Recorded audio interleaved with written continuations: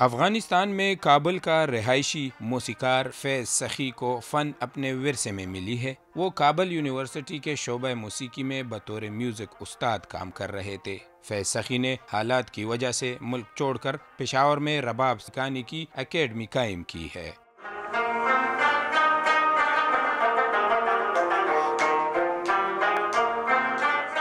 فیض سخی کہتے ہیں ملک چھوڑنے کے بعد وہ یہاں انتہائی مشکل حالات میں زندگی گزار رہا ہے۔ انہیں کوئی اور کام آتا نہیں، اس لیے انہوں نے سخت حالات کا مقابلہ کرنے کے لیے رباب اکیڈمی قائم کی تاکہ ان کے گھر کا چولہا جلتا رہے۔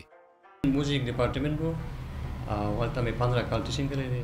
کابل یونیورسٹی کے میوزک ڈپارٹمنٹ میں 15 سال ٹیچنگ کی ہے۔ بہت سے شاگرد ہیں، 4 ماہ ہو گئے پشاور میں اکیڈمی کو لیے، شاگرد بھی آ رہے ہیں۔ یہاں زندگی مشکل ہے، اکیڈمی سے کرایہ بل وغیرہ پورے ہوتے ہیں لیکن گھر کے اخراجات پورے نہیں ہوتے۔ ہمارے لیے زندگی بہت مشکل ہو گئی۔ جون خوراک بس جون کے ہر سے مسئلہ زیادہ دلتا منگ پارا دیر جون مشکل ہے۔